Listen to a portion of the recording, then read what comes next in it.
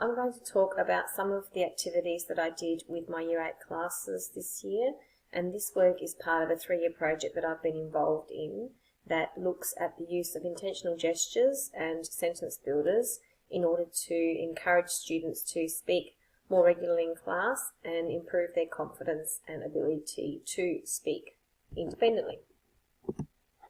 So in terms of their prior learning, the students had previously done some gestures in the past with me. So they had done the gesture for masculine words, so this was maschile, and feminine, femminile. They also had gestures for the definite articles, so il, la, L apostrophe, and lo, and the indefinite articles, un for the masculine one, una, feminine, un apostrophe, and uno.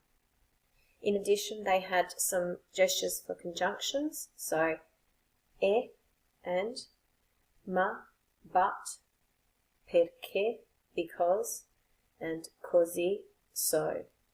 They also had the verb is, e, and has, a. We had also done the Auslan alphabet when we were learning the Italian alphabet, so they were able to use their fingers to represent the different letters. And this is important for this kind of approach because I use the 5 vowel sounds to encourage students to think about whether they need to make their adjectives agree or to be able to discuss the gender endings of words. So, for example, bello would become bella. And so by pointing to my thumb, that reminds them that they need to make something feminine. Why gestures? There's a lot of evidence to say that it facilitates vocabulary development and also the fact that it's kinesthetic, and so as students engage with actions, it helps prompt their memory and it helps consolidate that learning. Also, I found that it's a great way of jogging students' memory, so rather than have to rely on notes or cue cards, if I do some actions, I've noticed that that's often enough to remind them of the word they need to use next, particularly if they get stuck and they're doing an oral task. In terms of the linguistic elements covered in this particular unit of work, there was a lot of revision of some of the basic things like cognates, basic sentence structure, negation, and gender of nouns, but then we extended what we were doing to be able to ask for permission, express ability, express obligation, and justify choices. And by doing that, we were able to get them to extend their answers from being 1-clause sentences up to 3-clause sentences. The topic we were looking at was the Italian Feast of the Republic. We were doing some work in Italian Week, and so this was the background for this topic. We started by looking at the flag. So we talked about la bandiera and the fact that bandiera è femminile. We talked about the colours. So la bandiera italiana è verde, bianca e rossa. So notice I'm using my thumb to make the feminine singular agreements. A lot of the gestures that I use are from Australian Sign Language. At times there isn't one, so sometimes I use the Italian Sign Language online bank, and sometimes I have to make the gestures up to suit my purposes. We then use this to talk about pizza. So we talked about il basilico è verde, la mozzarella è bianca, and il pomodoro è rosso. This also then led to the ability to talk about the symbolism of those colours and now put them into sentences using some additional gestures. So, il verde rappresenta la speranza.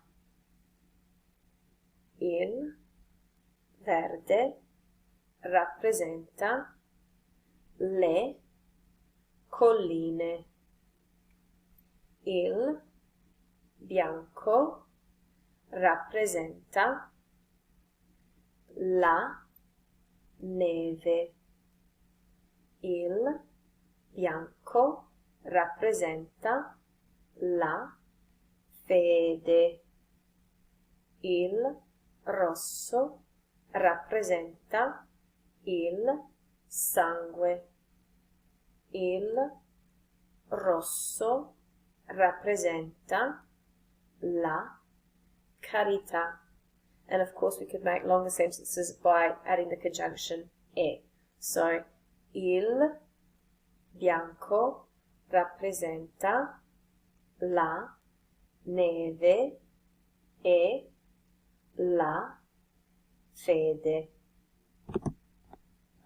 This was also an opportunity to draw their attention to the fact that le colline had a different article and asking them perché le colline non la colline. And so drawing their attention to the plural forms and being able to say perché colline è plurale, non è singolare. A lot of the videos that I found on the Auslan Sign Bank I share with my students, so this allowed them to better see the gestures if they needed to go back and revise them. And anything with a blue background is from the Australian Sign Language website. The use of sentence builders, which is something I've been working on a lot as a result of professional learning with Gianfranco Conti and his blog, The Language Gym, has really enhanced my teaching. And so using this sentence builder then to elaborate further on what I've just shown you, we were able to include phrases about permission, in addition to negation and justification. So in yellow you can see that I've got posso, can I, dire, say, il, and pizza. So this is an opportunity for them to justify their choices of the definite articles. So of course the answer is no, no, non posso dire il pizza. So we could leave it there as a one clause response, or we can add some justification and on the end add because, perché, pizza è femminile.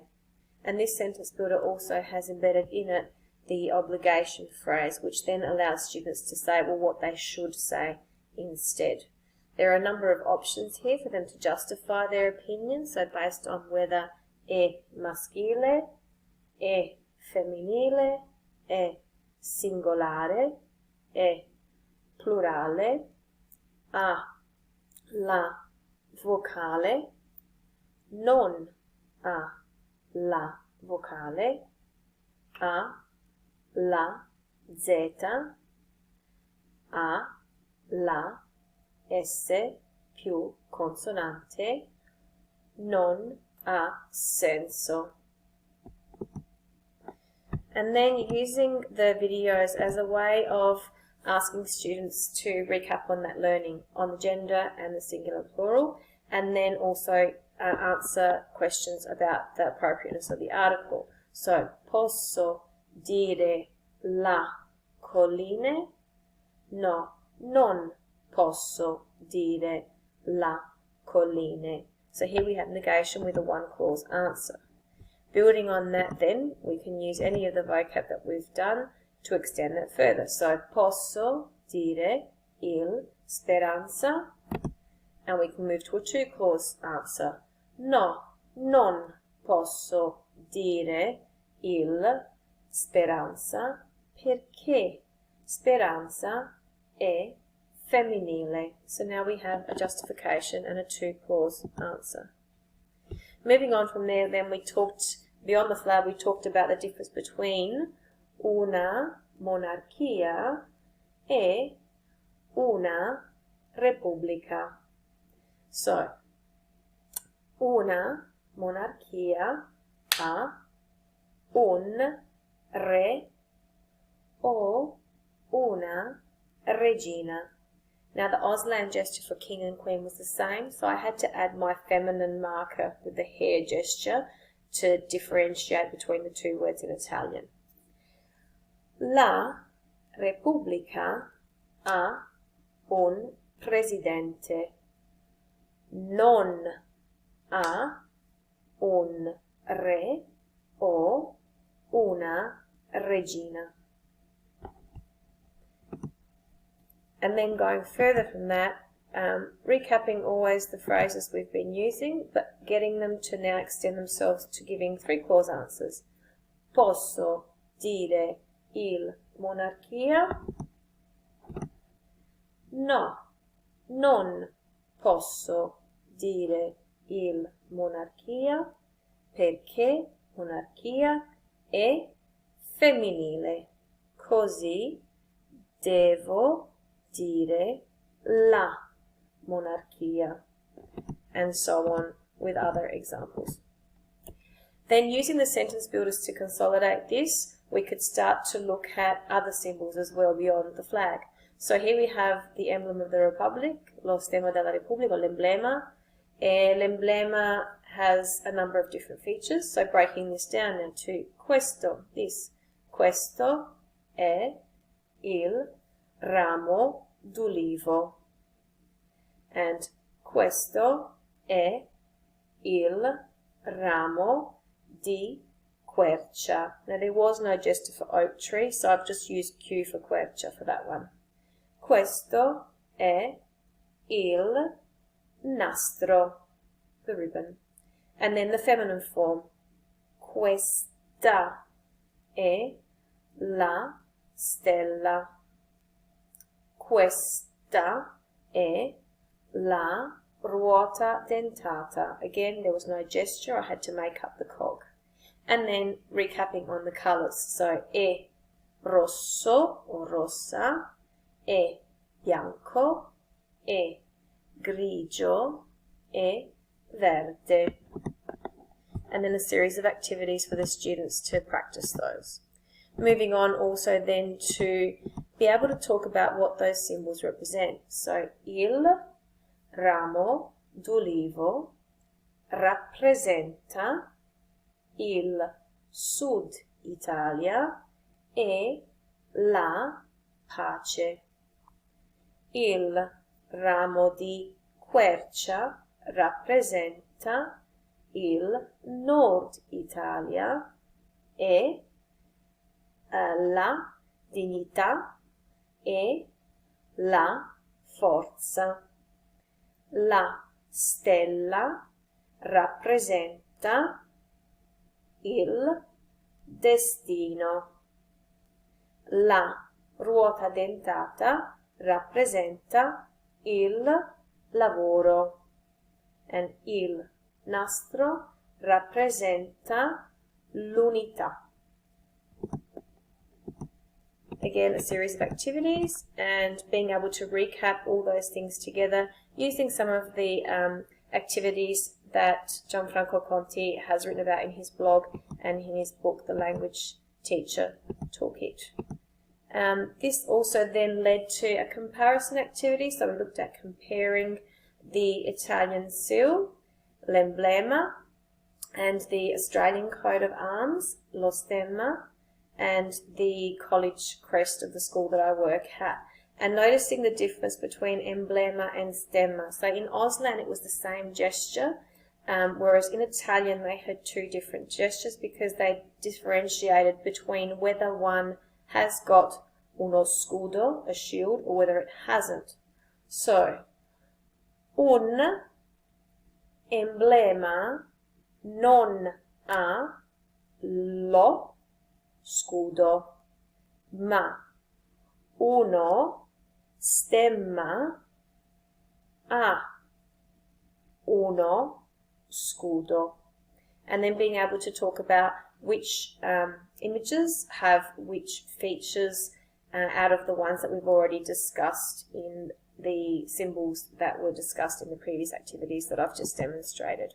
This also allowed students to develop some language around comparing and contrasting and looking at being able to say both or all three of the seals or crests had particular images. For example, tutti e tre hanno la stella, il nastro e I rami. Okay, so being able to use those gestures to prompt those conversations in the classroom, I found really made the students feel more comfortable and more capable of actually speaking and then producing written text. So it was actually very rewarding and fruitful.